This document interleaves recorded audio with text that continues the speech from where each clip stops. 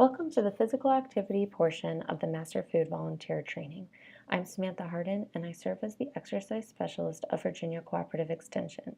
Over the next 20 minutes, we are going to talk about physical activity as it is the other half of the energy balance equation. We are going to talk about the physical activity guidelines for Americans, how we can help our participants achieve these guidelines, and some other valuable resources. So let's get started. Physical activity has a profound effect upon health. Physical activity is a modifiable health behavior, meaning that we can help our participants facilitate a more active lifestyle, whether it's parking farther away from doorways to increase their step count or reducing sedentary time throughout the day. Being more active reduces our risks of chronic diseases from heart disease to diabetes and stroke. And we've also seen that engaging in a more active lifestyle has had equal or exceeding benefits from prescription medication, such as reducing cholesterol or blood pressure. The Physical Activity Guidelines for Americans were first released in 2008 by the Department of Health and Human Services. These guidelines combine over a decade of scientific research to create recommendations across the lifespan. It includes the dose, intensity, and types of activities that we should be engaging in. Overall, the purpose of this document was to help us turn the tide on inactive lifestyles and to really focus on a prevention-oriented society rather than a treatment-based society. If we are more physically active, we can have improved outcomes, such as improved perceptions of quality of life and decreased risks of chronic disease. These guidelines fit well within the mission and values of the Virginia Cooperative Extension. The National Framework for Health and Wellness was released in 2014, stating that the same system of extension can do for the nation's health what it did for American agriculture.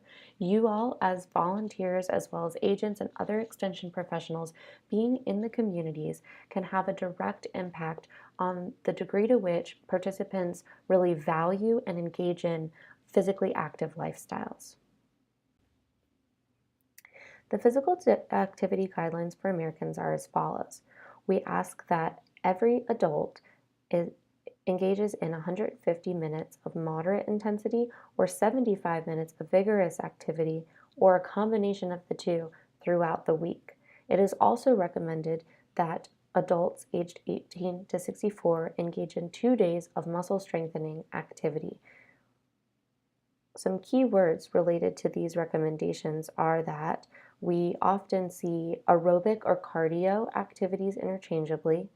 Aerobic or cardio activities are continuous light to moderate intensity activities where you have oxygen freely moving within your body. In this way, it's something that you can maintain over a period of time. Whereas muscle strengthening is often also called anaerobic activity. It's short-lasting, it has a higher intensity, and it's considered without air. So that's where the anaerobic and aerobic definitions come in. Notably, the more you engage in aerobic activity, the better your muscle strengthening activities will be, and the more you engage in muscle strengthening activities, the easier it will be to engage in aerobic activities.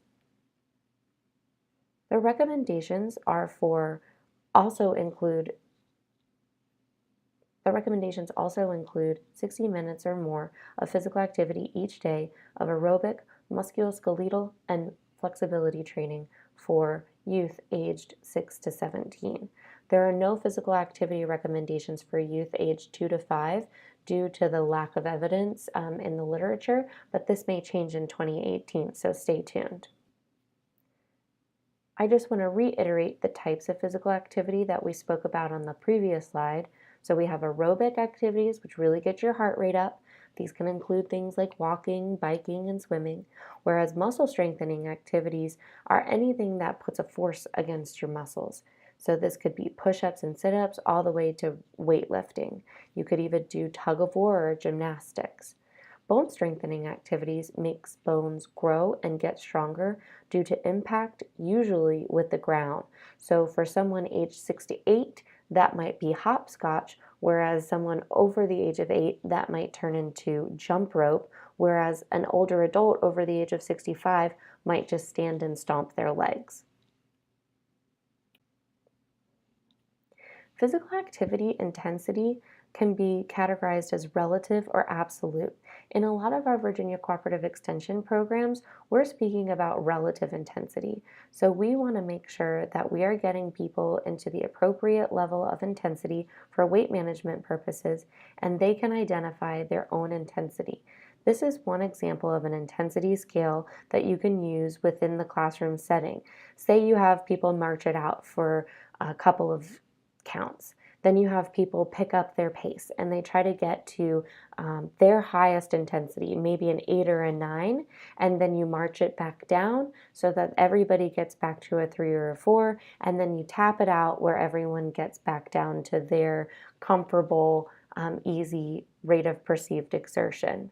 There's another way that you can, in class, determine the intensity level of your participants, and it's called a talk test, which we'll go into detail over the next few slides. So for moderate intensity, the rule of thumb for your talk test is that you can talk while doing a moderate intensity program, but you cannot sing. Those types of activities might include light yard work or light strengthening activities. Here is another list of common moderate intensity physical activity behaviors that people may engage in. Anything from sports to dancing to gardening. We want to make sure that people can see that these moderate intensity activities can be part of their everyday living. This is another reason why we continuously use the term physical activity rather than exercise. We can encourage exercise, but we also want to focus on, from a population level, just increasing our movement and reducing our sedentary time. Here we have a little list of vigorous intensity activities. Again, highlighted in green is our cue within our talk test. In a vigorous activity, you can only say a few words without having to stop to catch your breath. So these activities might include really challenging strength training or swimming laps at a quick pace. For your reference, we also have a list of vigorous activities. So in our previous list, we might have seen cycling at a lower mile per hour rate. So if you're commuting on your bike, you might be getting to a moderate intensity activity level. However, if you speed that up, you'll get to vigorous intensity. Again, this is going to be relative for each participant to gauge their own intensity. So for someone that might be really active, climbing up a hill on their bike might only get them to a 3 or a 4 on the intensity scale, whereas someone who is less active climbing up that hill might get them to an 8 on the intensity scale. In addition to our aerobic activities of moderate and vigorous intensity, we also need to engage in bone strengthening activities. These are activities that produce impacts on our joints or muscles. This might be anything from jogging to weight training, and for children, this could be just normal play to help their bones grow safe and strong. Here's another list of potential bone strengthening activities, such as weight-bearing activities, including running, squats, bench press, and climbing. We do want to note that not all physical activity significantly strengthens bones, so we want to make sure that we're including a balance of our aerobic and bone and muscle strengthening activities throughout the day. Speaking of throughout the day, people often ask what is the best time to be active. As a Master Food Volunteer and Cooperative Extension Associate, we want to make sure that we're encouraging the fact that people can be active anytime throughout the day. Reducing sedentary time and increasing movement anytime you can encourages the best benefits. The exercise literature is not yet determined whether engaging in exercise at the beginning of the day or the end of the day has incremental benefits for individuals. So we want to stick with the public health message of being active whenever we can. However, there are some recent studies that suggest that a walk after each meal for 15 minutes has produced some of the best fitness outcomes for individuals. So that's something really important to keep in mind, particularly as we marry our nutrition and physical activity messaging. It's also been a question whether or not we should include physical activity within cooperative extension programming. I did want to highlight here a study conducted within a cooperative extension program indicating that engaging in physical activity during the 1 hour nutrition education program both increased physical activity and did not decrease nutrition education related outcomes. So not only do we want to say from a public health perspective, be active at any time of the day, but we also really want to encourage being active during our classes. So why be active? We know that we can increase our perceptions of our quality of life, we can have more energy, and we can reduce our risk of chronic disease. A couple other reasons to be active are for our bones and muscles. And pictured here are some examples of what happens to your bones and muscles over time, naturally, which can be exacerbated by an inactive lifestyle. So on the top, you can see that that really strong honeycomb of bone has now started to become more brittle. That may decrease quality of life, may increase risk of falling, and increase risk of osteoporosis. Where the bottom pictures are showing on the left, we have healthy muscle in that red area. And then over time, the muscle depletes. By engaging in aerobic muscle and bone strengthening activities, we can try to keep our bones and muscles looking like the pictures on the left rather than deteriorating into the pictures on the right. So we really want to focus on bone and muscle health, and that's why bone and muscle strengthening activities are part of our physical activity recommendations.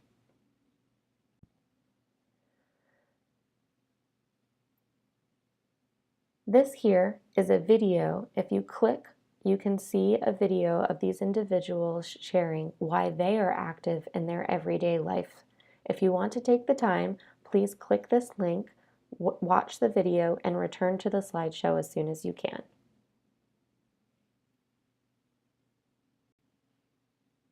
So in summary, some activity is better than none. We want to aim for 150 minutes of moderate to vigorous intensity aerobic activity per week. More activity is better. We want to reduce our time sitting. We also want to engage in muscle and bone strengthening activities at least twice a week. We also want to keep in mind that youth are to be structured active for 60 minutes per day. So use this as an opportunity to role model. If you're getting if an adult is being active for 30 minutes, that is going to be 50% of the time that the youth has to be active.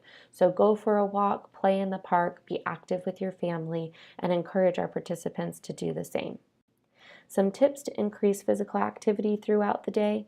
We want to make sure we're having fun while being active. Again, going back to that physical activity versus exercise notion, we just want people to move more and sit less.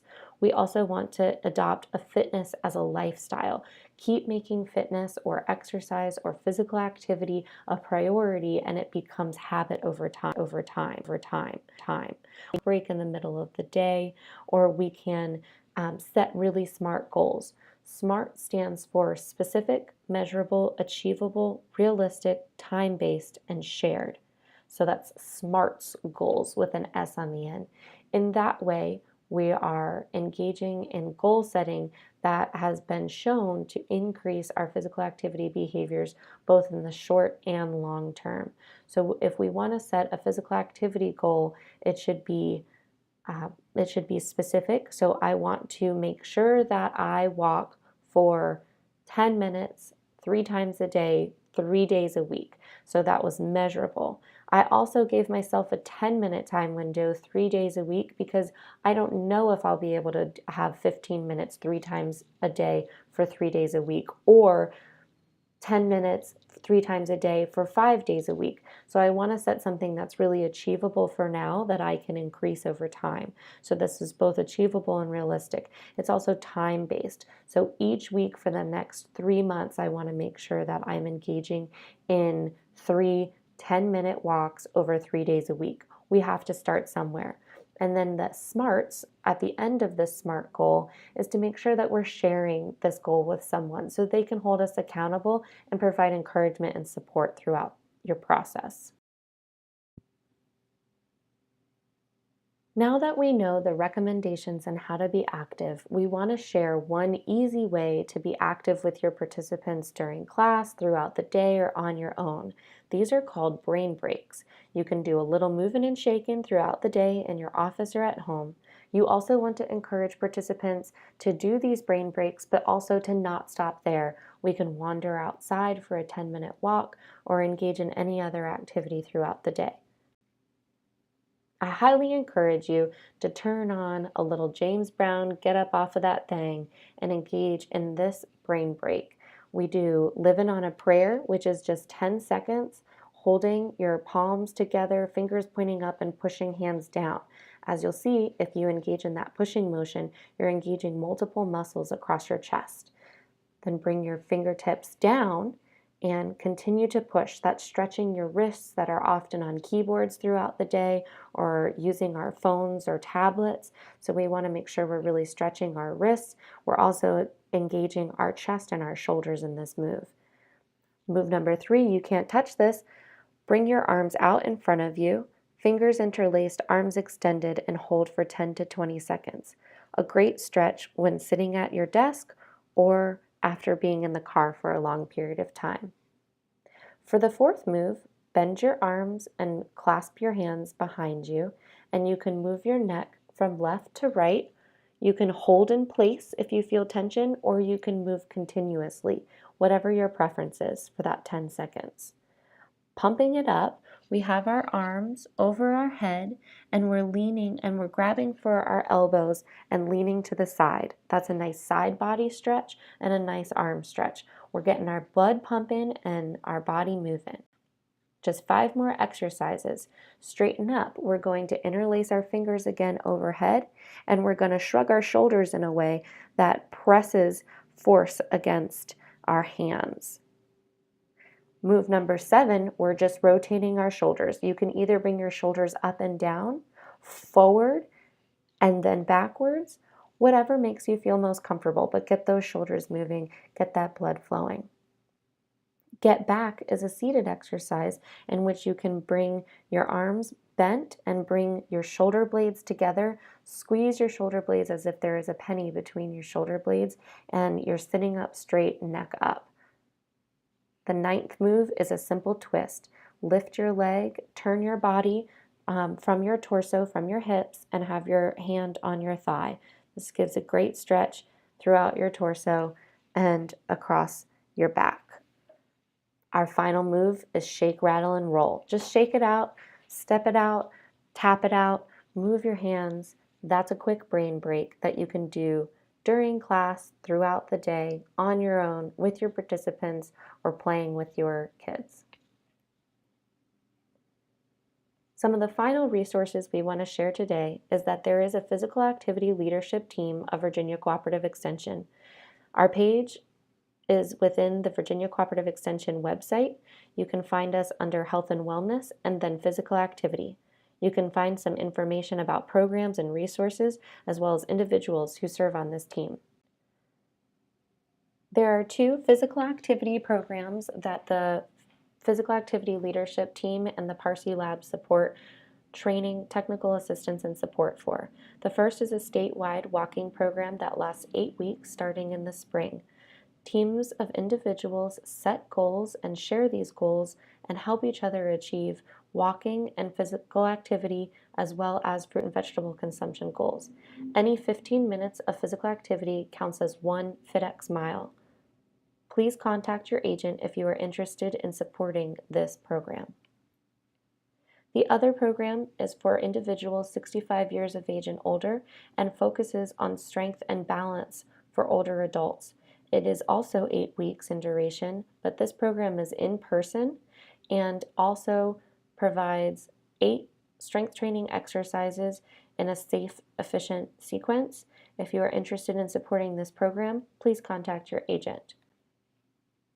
For final information, my contact information is listed on the screen for you to either email, call, or follow on Twitter, although I'm not really great at Twitter, so this is a new exercise for me, pun intended.